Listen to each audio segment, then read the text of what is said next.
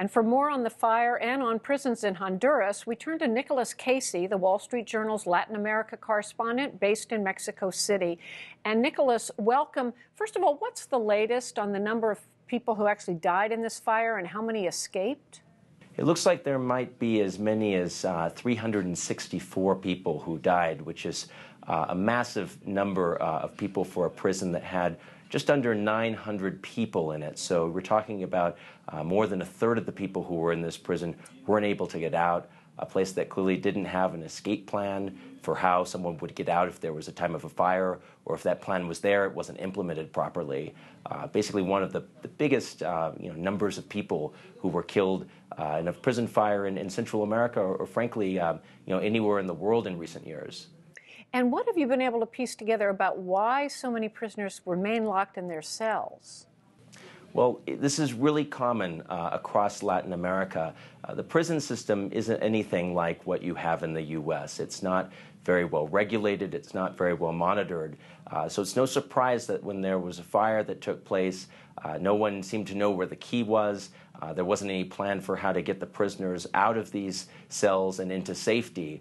A lot of these prisons are run by organized crime groups that are in Central America. A lot of the wardens, we don't know what the case is in this prison here, but a lot of the wardens themselves are involved in organized crime, and many of the prisoners are continuing to do drug rackets or other crime activities from inside the prison.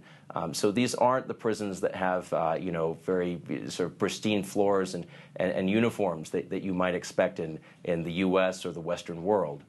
Yeah, or automatic door lock releases. I know you've talked to people down there. Of those things, yeah. I know you've talked to people down there today.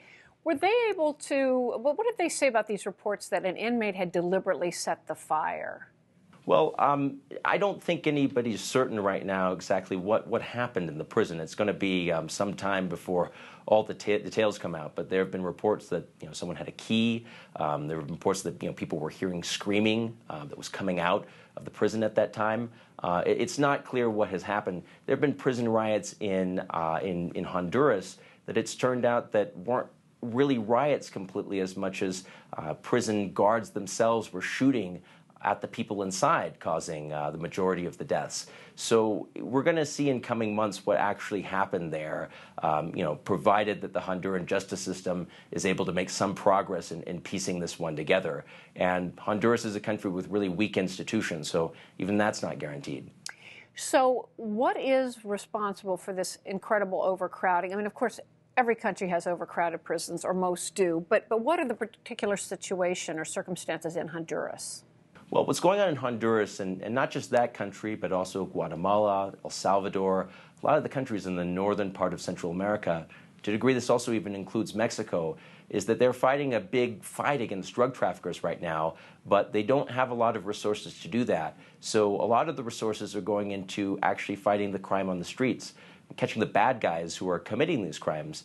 If you think about it, when you decide what your budget's going to be for crime fighting, no one really wants to build jails. People want to catch the bad guys. So the situation that a lot of these countries have found themselves in, not just this year, but in previous years too, is that they've got a lot of criminals and they don't have any place to put them. They also don't have any money to build jails to put them in. So they end up putting them in the same jails which were already there, which become overcrowded and then prone to an incident like this. I know you talked to some political figures down there, some human rights folks. Did they think, first of all, what was their reaction to this? And secondly, did they think anything's going to change as a result? Well, I talked to one of the Honduran congressmen this afternoon, and one of the things he said, which I think was really striking, was that he wasn't surprised that this had happened. This was an issue that everybody in Honduras and across Central America knows is a huge issue. And since they've known, they haven't really been able to do that much about it because they're not operating on a big budget. He called this a huge national tragedy, and I think just as important, he said, think about the fact that a lot of people will try to move on from this just because it was prisoners. This is a really bad event to have happened in Honduras, regardless of whether these were completely innocent people or criminals. This was the case of a government which couldn't, fight the second end of its drug war, which is taking care of and rehabilitating the people that it's put in jail. Whether this changes or not in Honduras, it's not clear. This is a government that is now trying to raise a tax to fight the drug war, but it's not clear whether that's actually going to be enough money to do what they need to do. They don't receive a whole lot of assistance from the U.S. They have a small tax base in their country. It's not a really good recipe for success there. Well, Nicholas Casey, Wall Street Journal, thank you so much. Thanks, Margaret.